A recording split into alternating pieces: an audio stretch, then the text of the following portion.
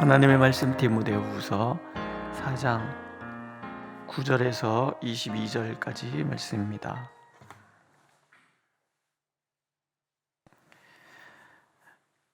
디모데후서 4장 9절에서 22절 우리 함께 읽겠습니다. 너는 어서 속히 내게로 오라. 데마는 이 세상을 사랑하여 나를 버리고 데살로니가로 갔고, 그레스게는 갈라디아로, 디도는 달마디아로 갔고, 너가만 나와 함께 있느니라. 내가 올 때에 마가를 데리고 오라. 그가 나의 일에 유익하니라. 두기고는 에베소로 보내었노라. 네가 올 때에 내가 그와 가부의 집에 둔 겉옷을 가지고 오고, 또 책은 특별히 가죽 종이에 쓴 것을 가져오라. 우리 세공업자 알렉산더가 내게 해를 많이 입혔음에 주께서 그 행한 대로 그에게 갚으시리니 너도 그를 주의하라. 그가 우리 말을 심히 대적하였느니라. 내가 처음 변명할 때에 나와 함께한 자가 하나도 없고 다 나를 버렸으나 그들에게 허물을 돌리지 않기를 원하노라. 주께서 내 곁에 서서 나에게 힘을 주심은 나로 말미암아 선포된 말씀이 온전히 전파되어 모든 이방인이 듣게 하려 하심이니 내가 사자의 입에서 건짐을 받았느니라. 주께서 나를 모든 악한 일에서 건져내시고 또 그의 천국에 들어가도록 구원하시리니 그에게 영광이 세세 무궁토록 있을지어다. 아멘. 브리스가와 아굴라와 및 오네시보로의 집에 문안하라. 에라스도는 고린도에 머물러 있고 드로비모는 병들어서 밀레도에 두었노니 너는 겨울 전에 어서 오라. 우블로와 부데와 리노와 글라우디아와 모든 형제가 다 내게 문안하느니라. 나는 주께서 내 심령에 함께 계시기를 바라노니 은혜가 너희와 함께 있을지어다. 아멘. 만남은 소중하죠. 인간의 삶은 만남과 만남의 연속이 아니겠습니까? 그런 관계 맺음을 통해서 우리의 삶은 때로는 풍성해지고 또 어쩌면 때로는 되게 힘들기도 하고 그런 일들이 계속 이어지는 거죠. 관계가 소중하지만 모든 관계가 다 소중한 것은 아닙니다. 오늘 보면은 여러 가지 관계가 있죠. 지금까지 사도께서 살아왔던 그 모든 삶에 관계 맺었던 사람들에 대한 바울의 감정이 오늘 말씀에 드러납니다. 먼저는 그리운 관계가 있지요. 디모데잖아요. 너는 어서 속히 내게로 오라. 겨울 전에 어서 오라. 이런 관계, 보고 싶은 관계. 어쩌면 이제 사형 집행일이 얼마 남지 않아서 이 디모데가 오는 만남은 겨울 전에 와야만 되는 이유는 마지막 만남이 될지도 모르는 거죠. 가장 소중한 사람은 보고 싶어요. 만나고 싶어요. 성도님들은 그런 사람들이 있으시잖아요. 성도님들도 이렇게 보고 싶은 사람, 만나고 싶은 사람, 이게 우리 마음인 거예요. 그뿐만이 아니죠. 브리스가와 아굴라도 있어요. 바울의 그 모든 사역에 동행했던 부부, 오네시보로, 또 그의 집의 사람들, 함께 사역을 길을 가다가 병든 드로비모에 대한 안타까운 마음도 있잖아요. 안부를 묻는 모든 이들 다 그리운 사람들이에요. 하나님께서는 때로 우리에게 소중한 사람을 붙여주셔서 서로 그리워하고 피부치는 아니더라도 마치 형제와 같이 자매와 같이 그런 관계를 맺게 해주시는 소중한 사람들이 있는 거죠.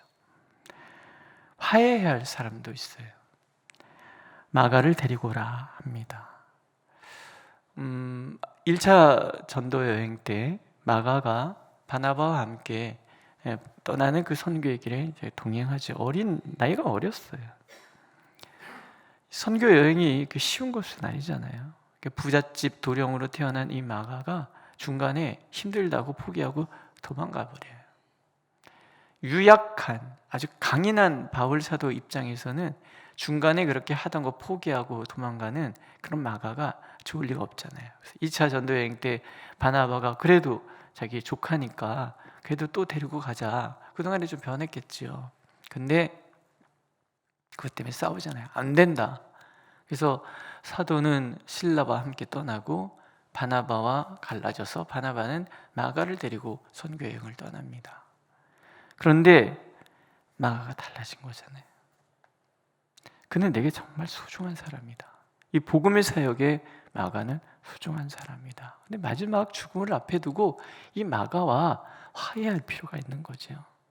물론 중간에 화해할 일이 있었을지 잘 모르겠지만 이 고단한 그 바울 사도의 그 선교 여행의 길에 마가와 동선이 얼마나 겹쳤는지는 잘 모르겠어요.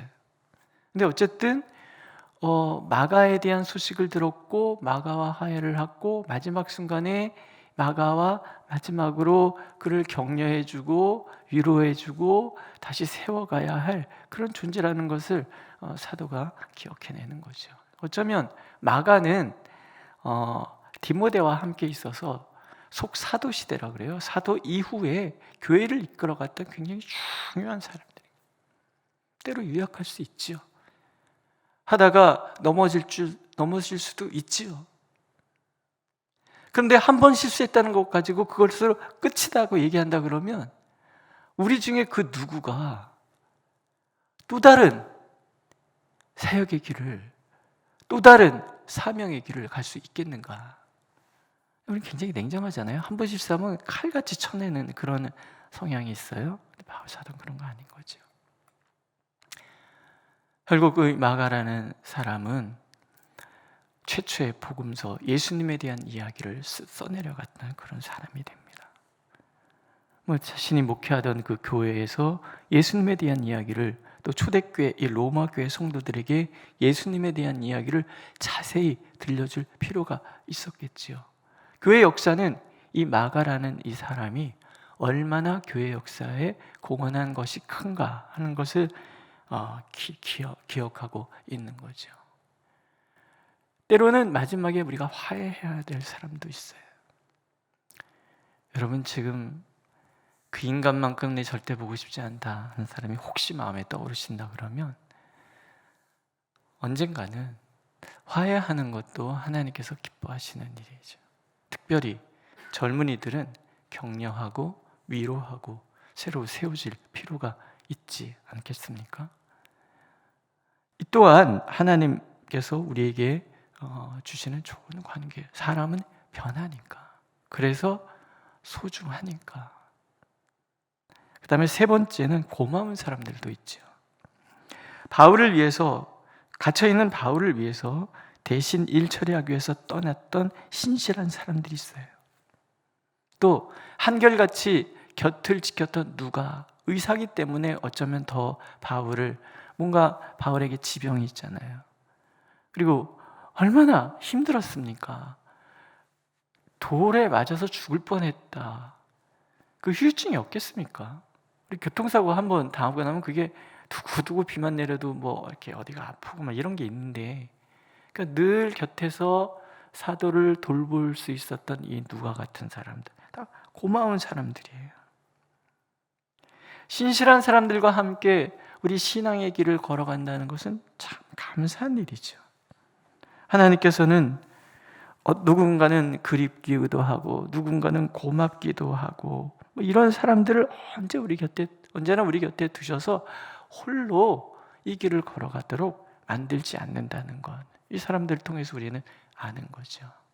우리에게 신실한 함께 사역하는 소중한 사람이 있다는 것은 그래서 감사해요. 오늘 우리 함께 이 아름다운 교회를 섬길 수 있다는 것도 너무나 귀하죠.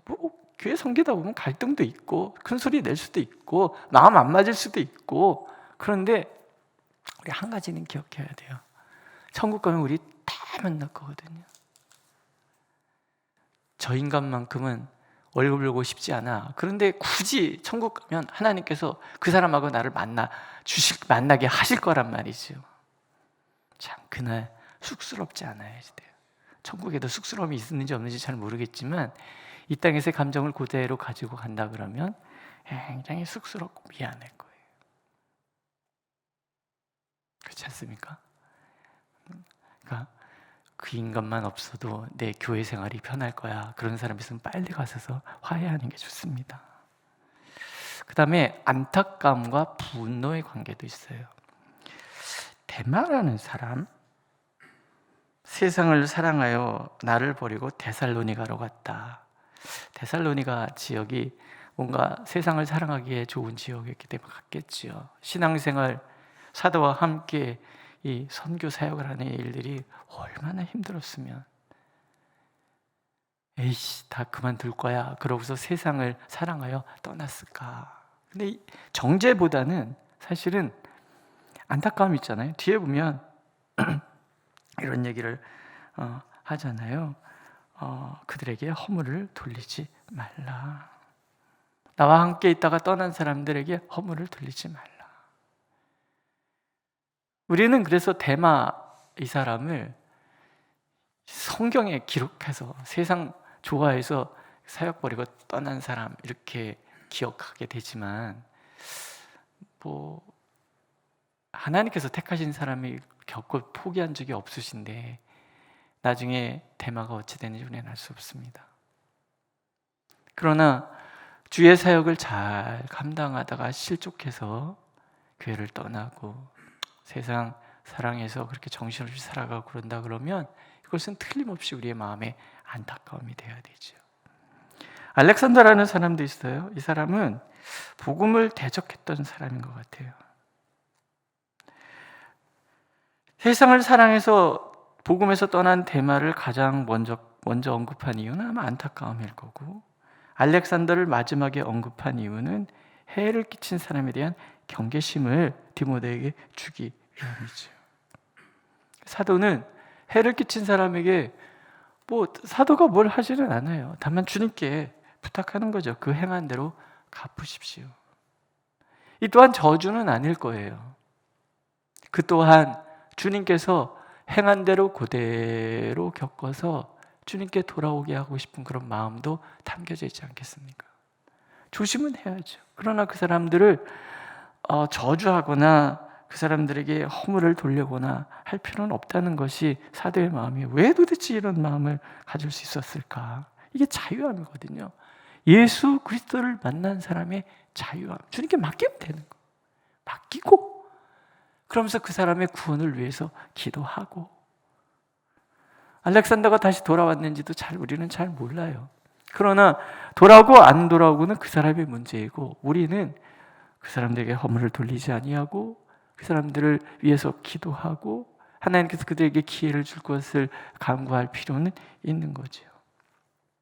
근데 바울 사도의 관계에서 디모데보다도 더 소중한 관계가 있잖아요. 바로 예수 그리스도와의 만남이에요. 17절에 보면 주께서 내 곁에 서서 나에게 힘을 주셨다. 바울 사도는 마지막 순간에 평생을 돌아보면서 한 가지, 주께서 내 곁에 서서 나에게 힘을 주셨다. 우리 찬송가 384장 여러분 좋아하시지 않습니까? 저는 이 찬송 개인적으로 굉장히 좋아합니다. 나의 갈 길 다 가도록 예수 인도하시니 내 주 안에 있는 긍휼 어찌 의심하리요. 나의 갈 길 다 가도록 예수 인도하시니 어려운 일 당한 때도 족한 은혜 주시네. 나는 심히 고단하고 영혼 매우 가라나 나의 앞에 반석에서 샘물 나게 하시네. 그의 사랑 어찌 큰지 말로 할 수 없도다. 성령 감화 받은 영혼 하늘 날아갈 때 영영 부를 나의 찬소 예수 인도하셨네. 예수께서 나와 함께 하신다는 거. 예수께서 내 걸음을 인도하시는데 하나님 품에 안긴 그날도 우리가 부를 수 있는 찬송, 그것은 예수께서 나와 함께 하셨습니다. 바울 사도의 전 삶을 바꾸고 전 삶을 새롭게 했던 가장 귀한 만남, 예수 그리스도와의 만남인 거예요. 예수께서는 힘을 주셔서 바울 사도가 전한 그 모든 말이 온 세상에 전파되도록 역사해 주시고 약속이죠. 사울아, 마지막이 다가온다고 해서 염려하지 마라. 앞에서도 그랬잖아요. 염려하는 바울 사도를 하나님 위로하시는 거죠. 너를 통해서 전한 이 말은 온 세계에 펴져갈 것이고 수많은 사람들이 이 말씀 속에서 나를 만날 것이고 그것이 너의 모든 사역의 열매가 될 것이다. 어쩌면 우리는 한 사람 한 사람이 다 바울 사도의 이 선교의 결과일 수도 있잖아요. 그렇지 않습니까? 복음은 언제나 힘이 있어서 또 다른 복음의 사람을 낳고 또 다른 복음의 사람을 낳고, 그래서 수백 년, 수천 년의 세월이 흐를 동안에도 말씀이 강력한 힘이 있어서 사람을 바꿔가는 이유, 그것은 오늘도 주님께서 함께 하시기 때문이에요. 그뿐만이 아니죠. 예수께서는 함께 계셔서 모든 악한 일에서 건져주시고 또 그의 천국에 들어가도록 구원하실 것이다. 예수님이 함께 하실 때는 그저 말씀만, 사역을 잘 감당하기 위해서만이 아니라 때로는 사자의 입, 당시에 그 네로 황제는 수많은 크리스찬들을 원형 경기장에서 굶주린 맹수의 밥으로 던져줬다 그러잖아요. 그 고난, 사자굴은 어쩌면 그런 고난의 상징적 표현 아니겠습니까? 수많은 고난, 사자굴 속에 들어간 것 같은 그 모든 고난에서 건져주시고, 이 말씀이 참 위로가 됩니다. 오늘 내가 겪고 있는 일들이 나를 힘들게 하고 어렵게 할지 모르지만 예수께서 건져 주실 것입니다. 믿으시죠? 건져 주실 것입니다.